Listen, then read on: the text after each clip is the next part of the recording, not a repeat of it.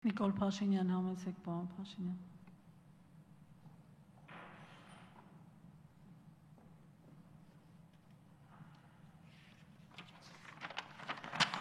Շնորհակալություն,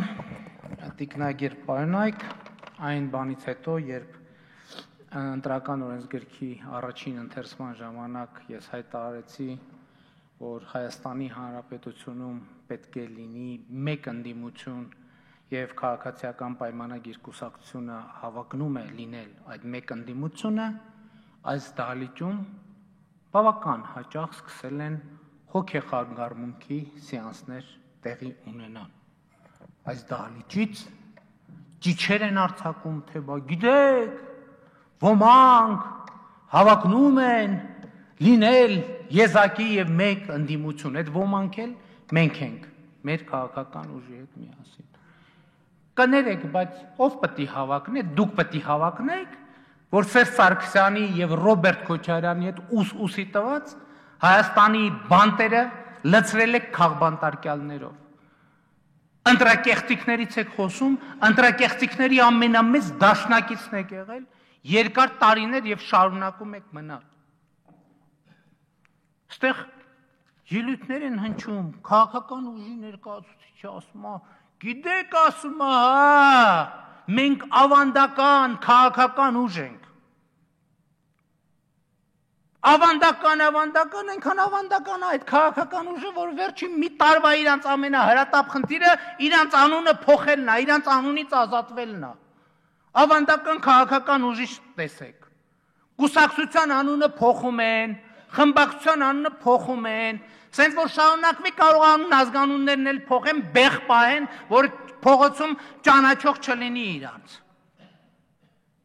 Մի հատ էլ ասում է, ում նկատի ունեն էլի, մի հատ պետք է հասկանալ։ Ասում է, եկել են ստեղից խոսում են։ Ասում է, հլը հայտնի չի, ընտրական օրենսգիրքը կարդացել են, թե չեն կարդացել։ Ուսա ասում է, մի խմբակցության ներկայացուցիչ, որի անդամները օրը 10 անգամ, ինչ որտեղ գրած, թղթի վրից, դողդողալով, իրանց անհասկանալի բառերով ու բառապաշարով,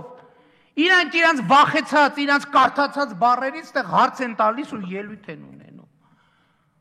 Ով որ կարդալուց ու հասկանալուց խոսի, դուք տանձ ու խնձորից խոսեք։ Մի հատ էլ եկել են ասում են, բան չի միասնական չի ընդդիմությունը։ Պաշտոնապես ասում եմ, Սերժ Սարգսյանի վաստակավոր եւ երկարամյա հաճախորդների հետ միասնական լինելու չենք ունեցել, չունենք եւ չենք ունենալու։ Այստեղ կարծում եմ, որ տարընթերցում պետք է չլինի։ Մի հատ էլ մեզ ասում են գործընկերների հասցեին բան է ասում։ Մենք ձեզ ինչ գործընկեր, ձեզ Սամվել Ալեքսանյանը, Սերժ Սարգսյանը ու Հովիկ Աբրահամյանը գործընկեր։ Մենք ձեր նման գործընկերներ չենք ունեցել ու չենք էլ ունենալու։ Ասում պայքարենք իշխանության դեմ, այ քեզ բան, ինչի մար պայքարենք, որ արդյունքում 2 հատ նախարարի, 4 հատ փոխնախարարի պորտֆել ստանակ կոնյակի գործարան, հեռուստատեսություն եւ չգիտեմ ինչ։ Գետաբուլախ Վալերյան կա չկա այդտեղ։ Հանգստացեք մի հատ։ Հանգստացի մի հատ։ Դահլիճում լռություն։ Ուրեմն ասում եմ, հարգելի գործընկերներ, խնդրում եմ լռություն։ Այդ որ ասում եք ժողովուրդը ամեն ինչ հիշում է, ամեն ինչ գիտեք, ինչ նկատի ունեք։ Այդ մոռացել եք, որ մինչև 2014 թիվը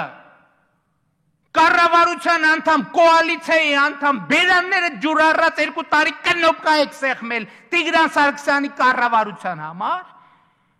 Այդ գիտի ժողովուրդը։ Թե գիտի, որ մարտի 1-ի զոհերի արյունը քաշ փողով տվել եք, քաշ պաշտոններով։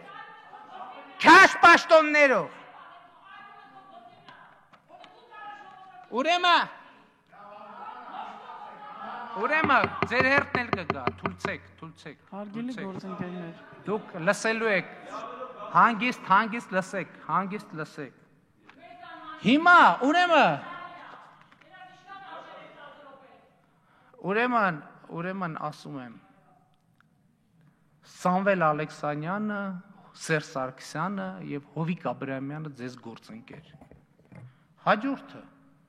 մի կուսակցություն էլ կա, վերակենում ստեղից ասում աղանդավորական խմբակները։ Ու սա ասում է մի կուսակցություն, որի ամբողջ կենսագրությունը միջև բոլորովին վերջերս եւ գուցե մոտ ապագայում կառուցված է մեկ անձի առավոտյան, միջօրեի եւ երեկոյան պաշտամունքի վրա։ Ու ըստ էության ի՞նչ է տեղի ունենում, ախր չի կարելի էլի, այն առաջին ընթերցման ժամանակ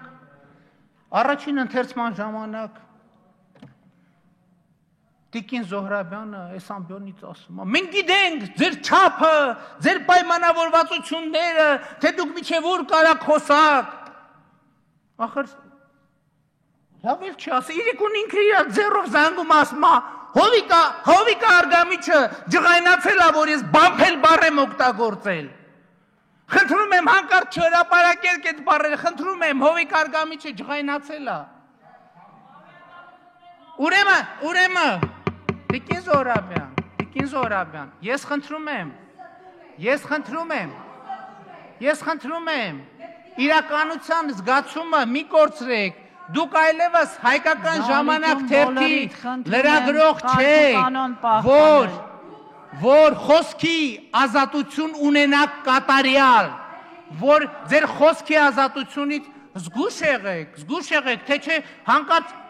էքստազի մեջ մի ինգեր, տենց բառեր մի օգտագործեք, որ Հովիկ Աբրահամյանն ու Սերժ Սարգսյանը թույլ չեն տվել ձեզ օգտագործել։ Դահլիճում բանավեճը դադարացրեք։ Պետք է բառապաշարը ճշտել, որ չափերը բանեք, ախր տենց ոնց կլինի, խախտում եք։ Հաջորդը մեկ ուրիշ խմբակցության ներկայացուցիչ էլ ասում է երգիծանք եւ հումոր եւ ստեղծագործական հաջողություններ է մաղթում։ Ես ասեմ ձեզ, որ քանի դեռ Հայաստանի Հանրապետության կառավարությունում մեծամասնությունում ընդդիմություն կոչվող խմբակցություններում կան այնպիսի անեկդոտային գործիչներ, երևույթներ, կերպարներ, ուրեմն մեր ստեղծագործական հաջողությունը միանշանակ երաշխավորված է, այստեղ նույնիսկ մաղթանքների կարիք չկա, սա միանշանակ երաշխավորված է։ Եվ ես ուզում եմ վերջում վերադառնամ այն թեմային, որ ընտրական օրենսգրքի կոնտեքստում ոչ տենց անսպասելի առաջացավ։ Հռոմի Պապի այցի հետ էր կապված, այստեղ նկատվեց նույնիսկ, որ բոլորը Հռոմի Պապից մեջբերումներ են անում, ինչեր են անում, այո, Հռոմի Պապը ինչ լավն է, Ժորժ ջան, այնց խոսում եք, այս թեմայի հետ քիչ առնչություն ունի, ոնց որ Հայաստանի Հանրապետությունում հոգևոր առաջնորդ չկա։ Ես շատ հարգում եմ Հռոմի Պապին, բայց ես ուզում եմ, որ մենք հիանանք մեր հոգևոր առաջնորդներով։ Ես ուզում եմ, որ մենք մեջբերումներ անենք մեր հոգևոր առաջնորդներից։ Արտասահմանից մի հատ հյուր է գալիս, բոլորի հանում են, ասում են, ես ուզում եմ, որ մենք հիանանք մեր երկրի նախագահով, մեր երկրի վարչապետով, մեր երկրի կառավարությամբ, մեր երկրի ազգային ժողովով։ Ու ցավոք սրտի, այո, մեր ժողովուրդը զրկված է այդ մեծ հաճույքից եւ որպես լավատեսական ֆինալ ես կարող եմ ընդամենը հետեւյալը մաղթել, որ մեր ժողովուրդը կարողանա հպարտանալ իր հոգևոր, քաղաքական, տնտեսական առաջնորդներով եւ ես համոզված եմ, որ այս ամենի, այս նպատակին հասնելու համար Հայաստանին հարկավոր է, այո, մեկ